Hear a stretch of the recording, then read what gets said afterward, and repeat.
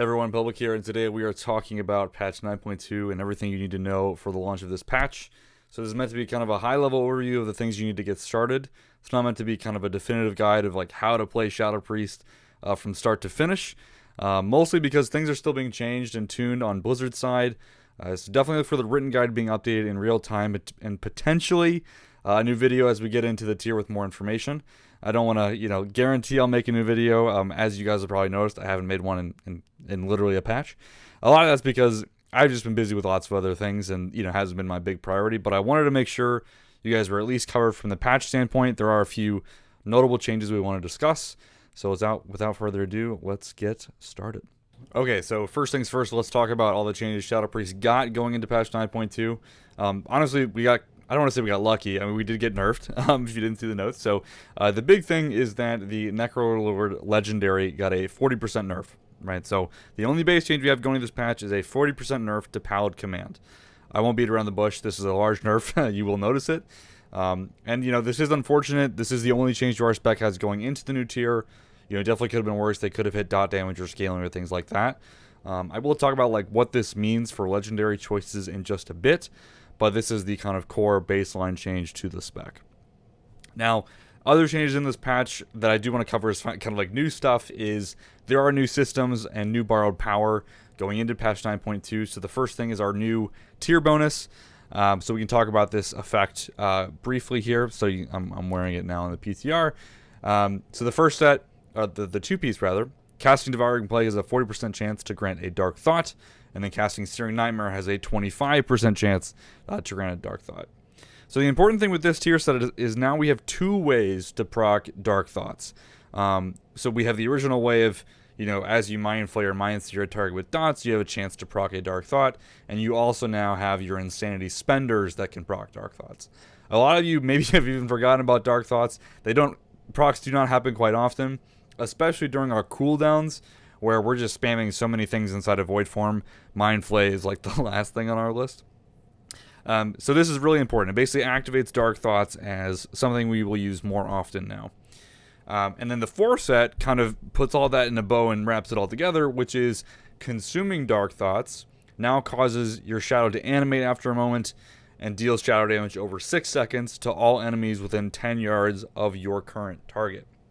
So, yes, we're adding another pet to our kit. So basically, every time you consume a Dark Thought, you get 6 seconds of a pet that effectively channels a, Mind Seer-esque AoE at your target, kind of similar to the Eternal Call to the Void legendary that we've used in the past. Although this time it just cleaves. It just boom, I'm cleaving, anything around your current target.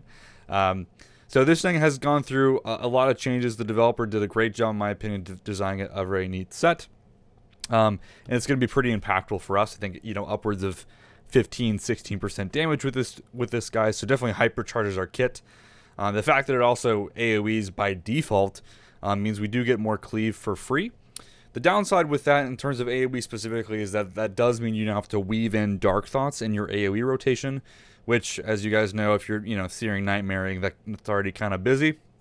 But it will be worth it to do that. I'll cover that a bit more in detail in a second with the rotational changes.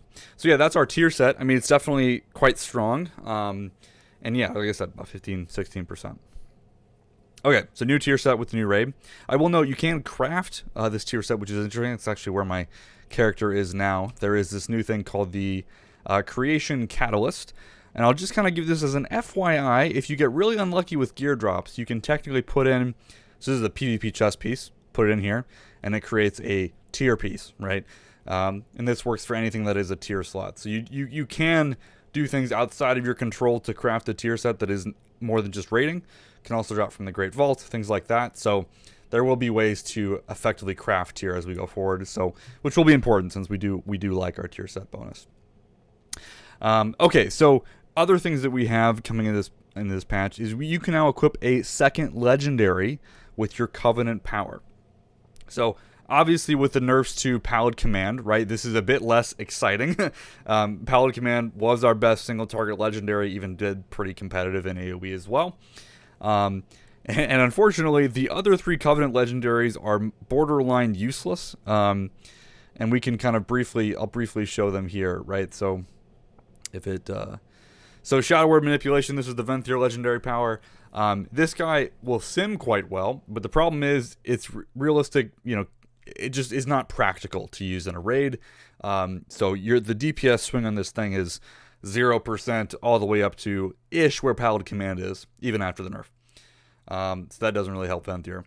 Bonsomni's Pact, again, Bonsomni's Pact is going to be interesting in Mythic Plus, but in a raiding environment when we're trying to use our cooldowns effectively on the boss, this just makes our already cluttered rotation as Night Fae even worse. And again, some scenarios it'll be 0% DPS. Sometimes it'll be great, but it's a mess. Sphere's Harmony, more or less actually the same problem as Bonsomni's Pact. It's just desyncing cooldowns that we don't care about.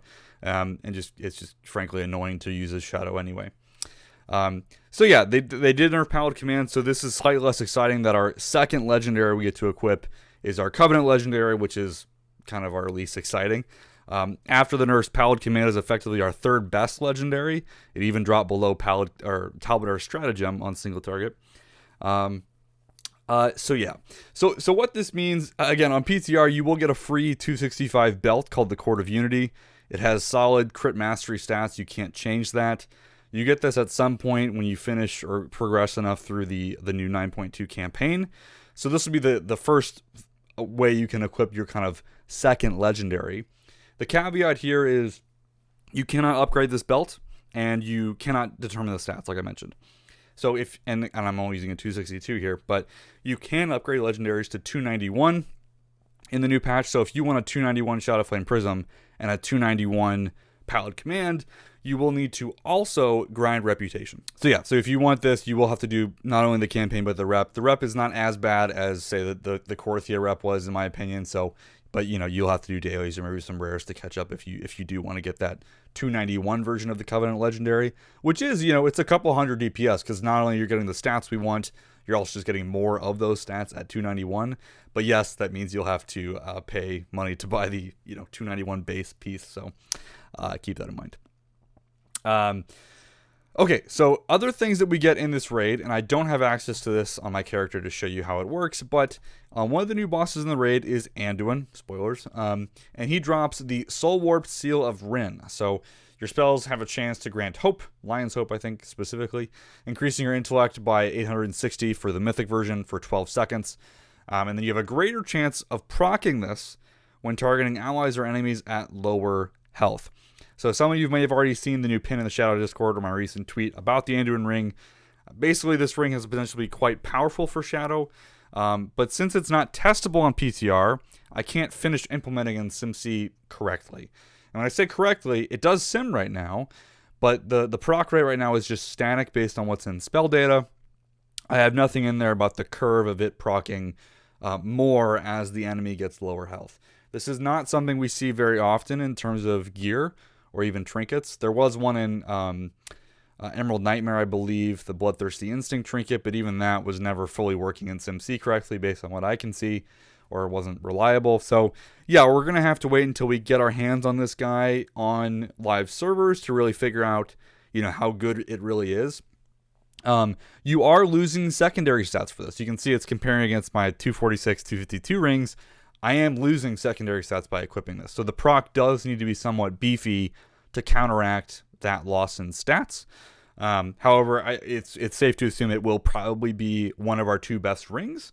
It's just we're not quite sure how much it will be. So keep in mind the potential for this is high, but we don't have an exact number yet. So you'll probably want to get it. And it does scale reasonably, like it's something. So it goes from 596 at normal to 860 intellect for 12 seconds. So yeah, we'll see. Right now the proc rate has it procking at like 50% uptime. I'm guessing it's highly over simming in that 50% uptime is what it ramps up to, not what it starts at.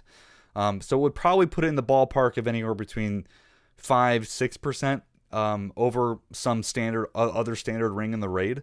Like we have Liv drops this heavy haste ring. It's probably going to be like 5% or so better than this. But you might just run it with the Loquacious ring here, or maybe some Mythic Plus rings from the other side or something. Okay, so the kind of last new thing that I'll mention in the new patch is conduits. That's not conduits. Here. So right now our conduits are locked at 252. We will get 2 new ranks of these conduits in the new patch. What is slightly unsure is how we will acquire them. So again, we're not getting new soulbind effects or renown levels. You just get these new conduits as you progress in 9.2. And these conduits can drop from a couple different sources. So you can see, like here on the raid, some of the bosses have the conduit in their loot table. So you see Mythic is that new 278. If I go to normal, it's 252. So if you've already done everything, you've maxed your character out for 9.1, you won't start getting better conduit drops from the raid until what it looks like to be heroic, which will be 265. Now, primarily the ones that we care about in terms of scaling conduits, because remember, conduits have some base effect and they also have a scaling effect. So on the Dissonant Echoes one, you can see the text in white here is the scaling effect, but like Void both like static damage increase does not scale. So Dissonant Echoes does not scale particularly well at all. What does scale well relatively is Haunting Apparitions. It's just static scaling. It's just more damage for AS or for your apparitions, which is nice. The other one we really care about is Rabid Shadows, specifically because we're going to be using lots of Shadow Flame Prism. I'll get to that in a little bit. Unfortunately, Rabid Shadows conduit does not drop in the raid whatsoever. The only way to get that, I guess there are 2 ways, more or less, is from Mythic Plus. So they have said, although not super clearly, that we should be able to get conduit drops from Mythic Plus. So if we go to Plaguefall, right, there's our Rabid Shadows. So presumably you'll be able to grind keys and potentially RNG out getting Rabid Shadows. Kind of annoying, but at least you can farm Dissonant Echoes and Rabid Shadows at the same time. So there's that. There is a failsafe option available. Once you clear high enough for rated PvP, I think if you get your Mythic Plus score to like 3,000 or something, or if you, I think, complete the raid on Mythic difficulty. Once you do that, then you can go to your Covenant vendor in your Sanctum or in Ouroboros, and then you can buy an item that, oops, got all the PTR. Then you can buy an item that auto upgrades all of your conduits to the highest level. So that is something you can look forward to if that's like a failsafe. But hopefully we can grind out our conduits, because that, especially Rabid Shadow, it's a pretty big power bump with Shadow Flame Prism specifically. Okay, that was quite a lot. That's all the changes going into the patch and the new stuff. Let's kind of break down what that means for you and kind of what choices you'll make from those. Okay, guys, so going into this patch, you effectively have 2 choices for your Covenant, Night Fae or Necrolord. The other 2 options, you do see lots of red here, do not, in my opinion, warrant to be used for progression content, or almost entirely, because of that Covenant legendary gap. Night Fae does have the same problem eventually when we get to our 2 legendaries. But until then, which is, again, you have to complete the campaign, get some reputation. Until then, Night Fae will remain somewhat competitive here. So you can see this is a double legendary sim. You see Night Fae's all the way down here, 25% increase.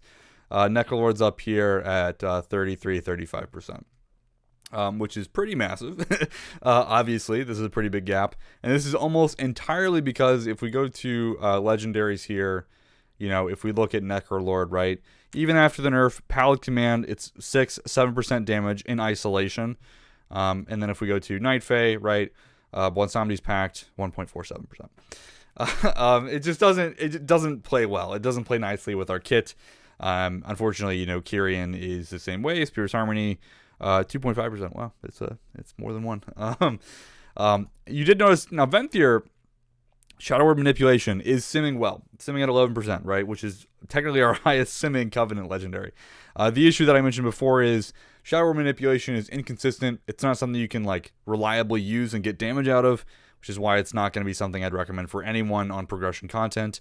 If you're done with Prog, you want to goof around, go for it. It's just not something I would suggest for most players. So there's that. Now, if you give me a second, let's pull up. I did run some kind of one-off sims looking at Covenant Gap without the tier set. So this is without tier, going into the new raid with kind of a mix of normal and heroic pieces that Jarv put together the gear set. If we look here, Night Fae is now only about 5.1% behind in this, very specific single target sim. 5%, again, it's about 500 damage, right? Which is, it's something. But I would say in terms of like gameplay, right? We already know that Night Fae has kind of a range of damage based on like timers, things like that. Since we're both using the Shadowflame Prism Legendary, right? Then we start comparing soulbinds. Dreamweaver can be a very competitive soulbind, again, if it fits the fight. Obviously, if you're using Nia, that can, again, it's more swing on our damage. But this isn't bad, and the reason why I wanted to bring this up is because 5% damage on certain fights, now that swapping Covenants is so easy, it might be worth taking that hit for Soul Shape specifically. And again, as we get a bunch of borrowed power, specifically our tier set, and again, as you get like more conduits and things like that, here's the same sim. This is a single legendary sim again, but now we add in 4-piece. You can see the gap looks smaller, so it's only 2.6%. It's actually still about like 300 or so DPS, 200 or so DPS. So it gets a little smaller, and that's mostly because the borrowed power gap kind of shrinks everything and kind of normalizes things out a little bit more. So really, Night Fae becomes, again, even more competitive as you get tier. More Dark Thought procs, more more Void Form. You get the idea. So that's why I would say for a lot of you guys, it wouldn't be a bad idea to get Night Fae up on Renown during this kind of week before the raid launches. Excuse me. Just so you can swap to it on a fight where you're like, Soul Shape does sound nice. Now, granted, Night Fae is a different rotation to Necrolord, so you would have to kind of learn both of those. It is a little different if you never went it in the last tier. But it is an option for those of you that do like it or do want that Soul Shape for progression. Now, after you get access to the Unity Legendary, that's when we'll go back to this sim, and it's like, okay, yeah, maybe we should. You see Night Fae all the way down here. That's what I mentioned before. So once you get that double legendary, taking like a 8 to 10% hit on single target for Night Fae, that's when it's like, okay, maybe Soul Shape isn't worth it. Obviously, take that with a grain of salt, and depending on what your raid team needs, if Soul Shape is the reason you would live, obviously you should take it, right? That's just, you do more damage when you're alive, right? So that's kind of what it's looking like. So if we kind of break this down, progression, when you're kind of running into single legendary territory, you're still gathering tier, you don't have your Covenant legendary power yet, you can run Night Fae or Necrolord, and when you're Night Fae, again, Dreamweaver or Nia. Dreamweaver if you can stand in Field of Blossoms, otherwise go Nia. And then Necrolord is pretty much always going to be Marleth. And with those guys, you'll both use Shadowflame Prism. Now, as far as where you craft it, if I pull up...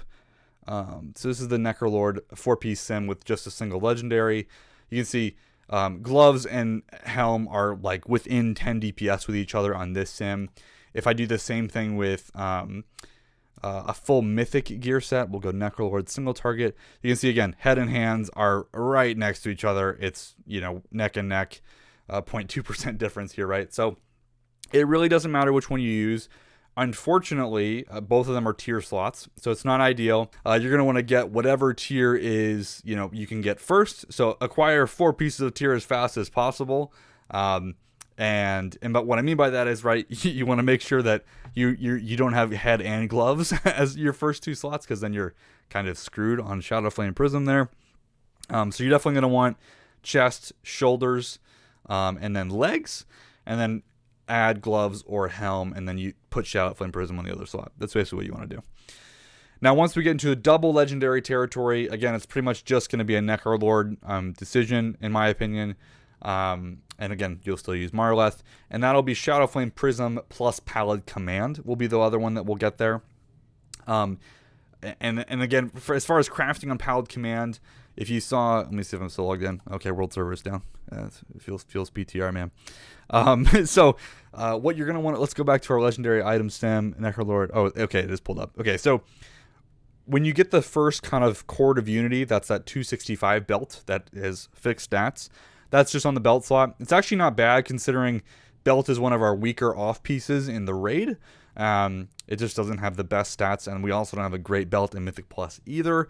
So I would probably craft your Pallid Command on the belt slot once you get access to the Unity Power, which you get at Revered Reputation right now, I believe. Then you can craft it on any slot you want. Waste will probably make sense, but you can see here that it's also very close. Obviously, Heads in Hand has the same problem that Shadowflame does, so we'll skip over those. But, Wrists is a good option. Neck isn't too far behind. There's a lot of these. Now, keep in mind, with all of these, there is no current thing that gives you a socket. So you can't retroactively add a socket to any piece of gear in 9.2.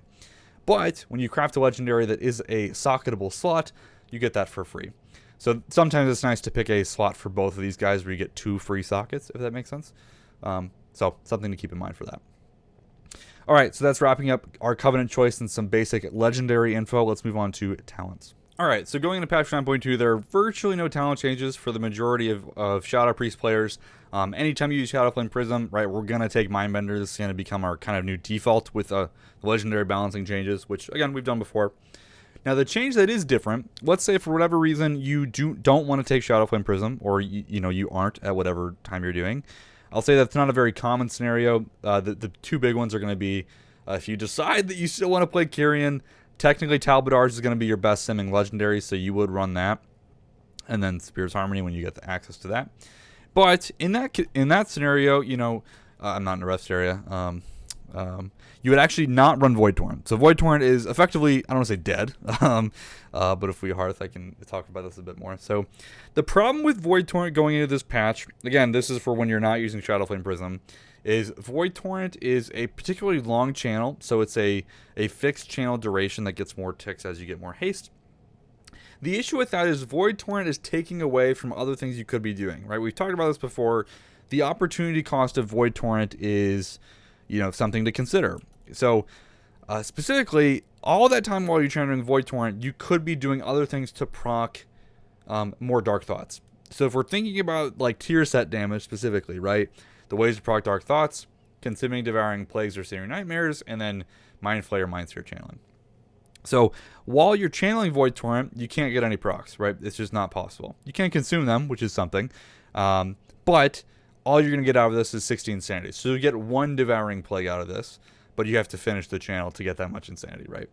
If you see where I'm going with this, and again, 30-second cooldown, Damnation, slightly longer cooldown, but it's just 1 GCD. That's it. And you still get the same Devouring Plague, which can still proc our tier set.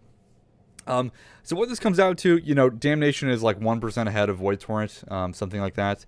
And so yeah, for any choices where you're like, hey, I want to run Talbotars because I'm crazy and I'm picking Kyrian, or the other thing, which again you might pick Damnation for, is if you want to go with a swanky Mythic Plus build using Psychic Link.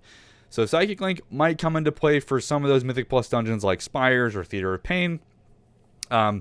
With the new tier set, so you run like Talbotar's Pallid Command, something like that, and then you try out this build instead. Again, whether or not you'll use Damnation here, I'm not totally convinced on Mythic Plus. I think you could still take Mindbender. Either one should be fine, kind of depending on what you want, and that's still an option. Obviously, you could also pick Ancient Madness in Mythic Plus as well. Okay, so standard raid build with Shadowflame Prism as Necrolord or Night Fae. Again, this is going to look very similar. We've done all this before. It's going to look something like this. Obviously, you can swap to Misery on any fights with kind of more heavy adds. We haven't seen the last 3 bosses of the raid, although I will say, there is quite a lot of single target, or at least you want good single target in the raid. Misery, I mean, again, it's going to be pretty fight dependent and kind of raid dependent on when you need it, but between Misery and TF, obviously you still have these 2 options should you need them. Again, 35 row, mostly personal preference between Last Word and Psychic Horror. Obviously, some fights will lean towards using one over the other. AS is going to be kind of a more lock-in choice. Again, we're getting more ranks of the conduits, so this is just going to keep propelling it forward ever so slightly over Shadow Crash. Again, Psychic Link, I don't want to totally write off this talent inside of raiding. For the most part, the guides are going to ignore this talent because I need to do more raid testing to actually see. But there is specifically a council boss in the raid. I believe it's called Prototype Pantheon. It's kind of in the middle here. So in this raid, there are 4 I'm pretty sure. Is it that right or what? I don't know. I think it's this one. Either way, there are 4 bosses, right? So phase 1 is 2 of them. Phase 2 is the other 2, and the last phase is all 4 of them. So it's a 4-target cleave fest. In that sense, Psychic Link might come into play. And again, and this is why you could maybe put Talwars up there if you want, but Shadow Flame still benefits from these extra procs. So Psychic Link could come into play with that build when we end up running on that boss, but time will tell. We'll still have to see. I think specifically it's going to be a case of, do you want to optimize for that target cleave? And if so, how much? And that's really going to be the answer. So the difference between Talbotars, maybe your Shadow Flame Prism, it's really going to come down to, are all the targets that you want to do damage to within Shadow Flame Prism range? If yes, it's probably going to make sense to still use it. If not, like if they're all spread out, well, obviously Shadow Flame Prism can't hit them all, right? So that's where it's like, okay, well, maybe on that 4-target cleave specific boss, Psychic Link, Talbotars. So keep that in the back of your head. That's an option. And then Mythic Plus, again, nothing really big changing here. We're going to use, some combination of this. I'll say, in the level 40 row, if you really want big single target AS, big AoE, you can go Shadow Crash still. Again, Psychic Link for those 2 dungeons I mentioned, or that kind of play style. Mindbender is going to be the default, although again, Damnation could come into play. And Hungering Void if you want kind of consistent damage throughout a pack, or Ancient Manas for that big burst damage, if you're depending on how you're pulling the dungeon. Oh, that's still going to be good. And obviously you can swap to Snaring Nightmare should you want more AoE. This is going to be the big default. So yeah, so default Mythic Plus build will probably look something like this. Maybe swap AM, kind of depending on what you're doing.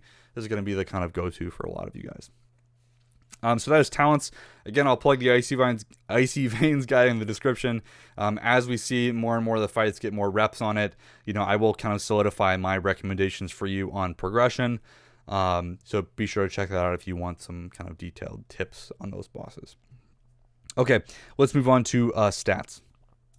Okay, so stats, again, nothing is really changing here. A lot of this is going to be things that everyone's already familiar with, so you still want to get as much haste and mastery as possible. Again, those are going to be your 2 kind of ideal stats. So when you're crafting legendaries, looking for gear, haste mastery is what you're looking for. So haste equal mastery is kind of our top priority in terms of secondaries, and then crit and verse are kind of equal after that. Intellect is getting better, I will say. As they keep kind of nerfing or changing things, intellect is still significantly our best stat, right? All the other secondaries are like 20 or 30% behind intellect. So because of that, we're still going to be looking at eye level primarily over things like that, especially when they have high amounts of intellect. Obviously, the caveats here are, well, rings don't have all that. So, on rings, you're still looking for the secondary stats of your choice rather than eye level. But for the most part, eye level is still going to be the thing we're most looking for. Now, one thing I'll mention, and this kind of flows into our next section about gems and such, as we get more gear, it's going to be easier to hit this kind of 30% haste threshold. It's not a cap, it's a threshold, where your stats start to give you diminishing returns. Meaning, for every point above 30% you start saying, okay, well, instead of getting, for every 100 haste, you get 100 haste. We're going to put a 10% DR effect on that. So if you add 100 haste, you'd actually only get 90 haste. That's not super relevant in terms of like big picture stuff, so it won't change like what your BIS list would be. You still want to keep chasing haste. I think our current BIS setup in Mythic has like 35% haste or something like that, and that's what we've seen to be the best for like Shadow Flame and Pallid. Nightfade wants a little bit more mastery than haste, but what that does affect though is our sockets. So when you start hitting that 30% haste or getting to that like 31%, when you DR a socket, which also, like, it's only 16 haste, right? So now you're cutting the value down of a socket by even just that little bit. That's when you're going to want to start transitioning your ring enchants and your sockets over to mastery instead. So when it comes to gems and enchants, you kind of want to say, okay, keep yourself, move everything to mastery to kind of keep under 30% or at 30%. If you've already shifted everything over to mastery in terms of gems and enchants, and you're still going above 30%, again, not a bad thing. It's just you want to get the most value out of your sockets and your enchants. So keep that in mind. Enchants are all going to remain the same going into the new patch. There's really very little new profession items, like feasts are more or less staying the same. right? Stat food, oils, flasks, all that's staying the same. So don't worry about that. One thing I'll call out again, I mentioned this in the guide already, but for weapon enchants, I think for most people, I would suggest running the Celestial Guidance weapon enchant on your main weapon. Sinful Revelation is technically better on consistent single target, but it does lose to Celestial quite heavily in things like Mythic Plus environments, things like that. So if you do get I want to say gear rich in this expansion, right? Or in this patch, you can have a single target weapon and then get the same weapon again and then re-enchant it, or just flip-flop your enchants. If you're I think the example I used in the past is, okay, you're on Sludge Fist, which is pure single target. It's a hard DPS check boss. Okay, think about swapping to Sinful Revelation for that extra single target damage, and then go back to Celestial if you have the money on the mats to do that. So that is what that's looking like. Okay, so that's kind of our gems, enchants, consumables, stats, all that's covered. Let's move on to our gearing. All right, so with this new patch, we now have tier gear, as I've already mentioned before. So somewhat similar to Shards of Domination gearing, we kind of have fixed slots. So you can see here from the gear list, right, we have chest, hand, helm, leg, and shoulder tier slots. So we have 5 total, and we want 4 of them. And as I mentioned, you can use that Creation Catalyst feature to craft these guys if you want, but these are the kind of 5 slots that tier is available in. So, it is theoretically a bit less than what we would need to run, because we only need to run 4 here, whereas Shards we typically ran 5 in our kind of biz setup. And because the set is so impactful, you want to get your hands on the set as soon as possible. So you're really going to this is going to be your kind of generic gearing strategy. You want to pick up chest, leg, and shoulder ASAP, and then one of helm or hands. Our biz setup will not use both hands and the helm, because Shadowflame Prism is only craftable on hands or helm. So obviously if you run both of those tier slots, you're kind of screwing yourself over. If you can trade that token, I would say do that. But again, we do want to prioritize getting that as soon as possible. It's about 50% total damage for both the 2 and 4 set. The 2 set is not super impactful by itself. It's in that kind of 2 to 5% ballpark range. Not a very large power spike. The big one is getting the 4 set. So keep that in mind. Now, outside of that, we're still running kind of early sims to determine exact BIF setups, and things are changing quite often, but that's your kind of generic guide for that. As I somewhat alluded to earlier, Pallid Command, we're going to probably want to craft that on the waist. Although again, you could do ring or neck or something like that as well if you want to get that socket out of it. Now, if we move on to trinkets, so I think these guys are scrolled all the way down. So a couple kind of things I'll mention with trinkets. Unfortunately, only half of these trinkets are currently testable on PTR. You can see I do have the first sigil, but we aren't able to test all of these trinkets yet, unfortunately. They might add these, before the raid launches, but at this point, I wouldn't say it's likely. Because of that, trinket sims are going to be wrong or misleading for the first couple weeks of the patch. Even when the raid comes out, we're going to need some data. We need to get our hands on them and test exactly how they work to put them inside of SimC. So do not trust your trinket sims going into the first couple weeks of the raid, right? Give us some time to figure this out. I will update the list as we get time, but that's making it somewhat hard to determine what you want to do. Now, things that we know, Soul Letting Ruby, still going to be probably our best trinket. It's not getting nerfed going into the patch. Same thing with Unbound Changeling, not getting nerfed going into this patch. Both of those trinkets are still going to be quite competitive. If you have them and, start acquiring them again in the new patch, I'd say you want to target Ruby as the one to get. And we'll kind of see what the second one ends up being. I will say, based on kind of initial sims, the first sigil is looking quite powerful. You get a crap ton of versatility for 20 seconds on a 5-minute cooldown. This trinket's basically going to be bonkers, and probably something you're going to pick up regardless for any boss where you're lusting on pull, or especially short fights. For long fights, especially as they get into depending on if it's an awkward they end at 4 minutes and 30 seconds, it's going to be kind of awkward with this trinket. But if you get the second use out of it, it ends at 6 minutes. It's going to be really good again. So long CD there. What is somewhat challenging here is these trinkets are not putting other on-use trinkets on cooldown. So, for example, you can use the first sigil and Soul Letting Ruby at the same time. I'm assuming that's going to get fixed at some point. But see, if I test this, you can see it puts this trinket on cooldown. It didn't put Soul Letting Ruby on that kind of internal cooldown with double on-use trinkets. The sims are reflecting that. I assume that will get changed at some point, but that is inflating double on use value at the moment. So first sigil, something to look out for. The other ones, again, don't have a lot of positive or any big feedback to share yet because we're still testing how all of them work exactly. So yeah, unfortunately, that's kind of where we're at with trinkets, but hopefully we'll see something coming soon, and just keep your eyes peeled on the sims and the guide pages. Okay, so we have 2 other gear pieces that I want to touch on. The first one being the Anduin ring, as I mentioned earlier. Again, we're still working on sims for this. It's going to look like it sims bonkers right now. It's over simming is a TLDR. Again, it's not testable, so we don't know exactly how good it's going to be yet. But I think it's probably safe to say you're going to want to get it. We're just not sure how great it is yet. So there's that. If I had to guess, probably like 5% damage is my guess. But we'll see where it's at. The other thing to keep in mind, if I find it, so we have a special one-handed dagger. It's not just for priests, it's for anyone that can use daggers. This is our only one-hander in the raid, which is kind of frustrating if I'm being honest, because there are 2 offhands in the raid. This one in particular off the jailer is heavy mastery and still quite a lot of haste, more or less close to even, right? This is a great offhand. It's extra eye level because it's off the last boss. The problem is the only one-handed in the raid is this guy. And since it has a special effect, your intellect more or less remains the same. It does remain the same. But you do lose out on secondary stats. So you can see it has literally no secondaries on it because it has this extra effect. And the problem, if you can guess, this dagger is not testable on PTR. And in the spell data, and as you can see, the item, the data is garbage, right? It's just 0 versatility. So this has the potential to be very strong. So our BIS weapon combo might be this one-handed dagger and this offhand, but we're not sure. It'll really just depend on the tuning of this dagger. And again, like I mentioned, there is no other one-hander that drops in the raid.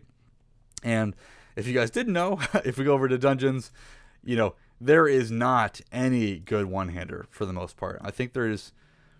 So this one is heavy mastery crit off of miss. It's fine again, but there's no haste mastery one, right? So this is the kind of issue with raid weapons right now. Because of that, I'm currently suggesting to shoot for the guard staff of the Great Cycle. It doesn't have the extra intellect, but for now this is going to be the consistent option until they implement this dagger. So we're going to have to wait and see on both the dagger and the ring kind of how good they are and if we want to use them. But keep in mind that this is all still very much in flux, as PTR is not what I would call kind of a finished product. So hopefully when we get closer to raid release, which is coming very, very soon, we'll have better notes. If you're watching this video after the raid has already come out, please check the written guides in the description. They will have the most up-to-date info when I get them. All right, so that is everything I have for gearing. Let's cover rotational changes before we start closing out the video. Alrighty, let's check out the rotation real quick. Got a bunch of people testing today on the PTR. Okay, so for the most part, what you're used to with the rotation is not really going to change, right? So, we still have the simple priority of get your dots up, use your stuff on cooldown. That's really not changing. Now, and once I get a proc, I will show you. Let me make sure I'm actually using the tier set. Yep, I do have the tier set equipped. So again, you're going to be doing your rotation as normal here, right? I'm not going into cooldowns quite yet. And, as you spend Insanity or channel Mind Flame, you finally got a Dark Thought proc, you will spawn this cool little shadow guy, which looks pretty sweet. The animation's looking a little buggy, but, it's pretty sweet. Only lasts 6 seconds. So basically, the rotational changes coming into this patch are primarily based around that shadow.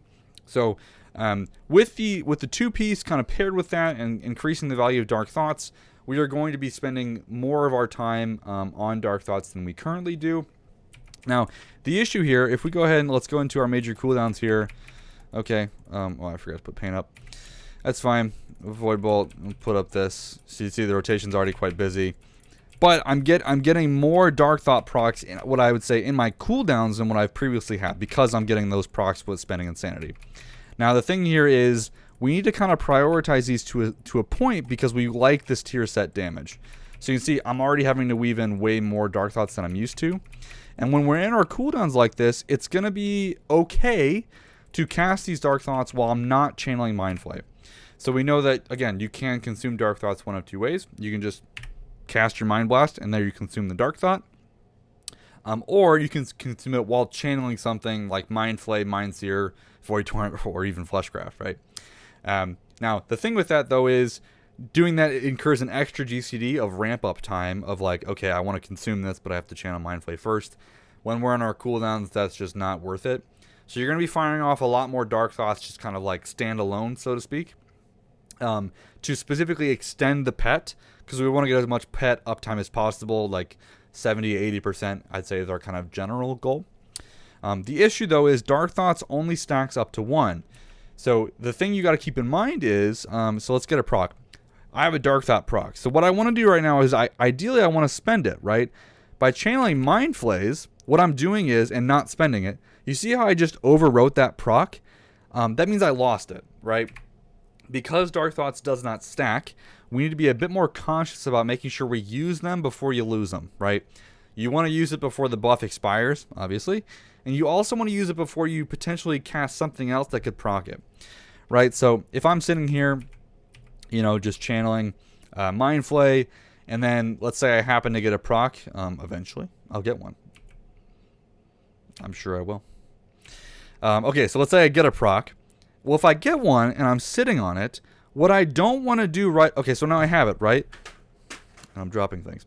What I don't want to do is use Devouring Plague right there, you see? Because then I knew I already had one stack, but if I use Devouring Plague, I could get another stack and overwrite that, effectively losing out on 6 extra seconds of the pet. What did I drop? Okay, nothing important. We're good. So that's something you want to keep in mind with rotation. You're going to be casting more of those Dark Thoughts at kind of a higher priority than we do today, and that's going to be kind of the main difference with the kind of single target rotation. Now, the other thing that's going to change is AoE. So if we change some stuff up and take some AoE talents, I thought there were AoE dummies somewhere in here. I don't know. Clearly I'm not. Maybe there's not. Okay, so let's just, so we're casting here. We're casting. I guess let's put dots up on both targets here. Hopefully Mind Seer is hitting both of these. Looks like it. I think it is. Yeah. Okay, so, you know, we're casting, we're Searing Nightmaring, right? Okay, hey, we got a Dark Thoughts proc. Well, again, same problem is happening. If you have a Dark Thoughts proc and you're casting Searing Nightmare, you have a chance to overwrite your proc. So what you're going to want to do is, if you have Dark Thoughts available, you're going to kind of rotate in Dark Thoughts, Searing Nightmare in that one Mind Seer channel. And that's going to be kind of your more or less rotation on AoE is, you're going to want to be weaving in Dark Thoughts as much as possible to maintain your pet, right? We're not so much casting Dark Thoughts for the extra Mind Blast damage at that point. We're casting it specifically to extend our pet. And I will be updating my weak aura sets. I'll be honest, I'm going to be a little slow on these guys. I will do the Shadow one. It should be available already. So if I get, of course I don't get a proc. Okay, so you can see here there's a bar that I've added here that tracks the pet uptime. You're going to be trying to keep this up as much as possible, single target AoE. Now, the thing you want to keep in mind is, you know, since it is relatively short, there's no point in banking uptime, extending that duration if you're about to finish a pack in Mythic Plus and then start walking to the next one, right? Because then you kind of wasted like GCDs on Dark Thoughts when you could have done more Searing Nightmares or whatever else, right? So because of that, in Mythic Plus, if you're not chaining packs together, you can start dropping Dark Thoughts when the pet uptime will be up for the rest of the pack, right? So if you've been, you know, going nuts and you're like, oh my gosh, I have, you know, like 20 seconds of pet uptime or whatever it is, right? And just saying like, boom, I'm just, you know, flooded with pet uptime. And you're like, okay, well the pack is, everyone's at 10% health. At that point, stop casting Dark Thoughts, right? Because the pet is just going to keep Mind Searing anyway. Or it's called Torrent Mind, whatever it is. And then you're not wasting proc damage, you get more Searing Nightmares out. So you're going to be kind of balancing that out a little bit. But yes, you are going to want to weave in those Dark Thoughts on AoE. Because he does do a decent chunk of damage, right? Oh, I guess my thing got reset. But, you know, the kind of Torment Mind channel, I mean, it hits pretty hard. And it does scale with Mastery, it scales with Haste, all that great stuff, right? So we definitely want to use it as much as possible. So yeah, again, just a very complex way of saying you will cast more Dark Thoughts this patch. Be aware of that. Okay, so again, the rotation guide on Icy Veins is fully updated. So if you want the kind of like detailed breakdown on single target AoE with the openers, please go check that out. That's going to be your kind of resource for that. if you are new to Shadow and you're like, okay, Public, you just talked so much about this, I have no idea what you're saying. Check out the Icy Veins guide. There's also a easy mode section that's a bit easier to digest and break down how to play. So I suggest starting with that. Okay, and that's it for our rotational changes for 9.2. Okay, so let's start wrapping up this video. I appreciate anyone that's watched at this point. I'm sure I've been talking a lot. My voice is starting to get sore. It's been a while since I've done these videos. I do want to make a quick apology that I haven't been doing a lot of videos. I know a lot of you guys have been asking for it. I've just been frankly swamped with lots of work, both real work and sim work and all that other stuff, and just having fun doing other stuff, to be honest with you. So, but I hope this has been helpful for you guys. As the season progresses, you know, if I want to make a second video on Mythic Plus or the new raid, it's really going to depend on how passionate or how much fun I'm having, I'll be honest. What will likely happen is that we're probably going to get a 10.0 announcement quite soon. And a lot of my focus is going to shift to the new expansion and working on sims and detailed feedback for that stuff. So you will definitely see some new content when the new expansion comes out. I'm not sure if I'll do a whole lot of 9.2 content though. But again, the Icy Vein guide is going to be your kind of go-to place for all that updated information. You can always ask questions either in my Discord or the Warcraft Priest Discord for specific questions or help if you'd like that. But again, that is it for this video, guys. Big thank you to all the people that have been supporting me on Patreon. It has not gone unnoticed. I know a lot of you guys have, you know, were subbed on Patreon, decided to quit that. I totally get it. I haven't been making a lot of content, just been kind of heads down on other things. But I do want a big special thank you to all the folks listed here and otherwise that have been helping me out on Patreon over the last, you know, 6 to 8 months, however long it's been, right? I do greatly appreciate it. It definitely keeps me going. As crazy as it sounds, I know at least I'm making these for someone, and hopefully it's helping people out and they enjoy this content. So big thanks for watching, and we will see you in Discord and around in patch 9.2. Bye, guys.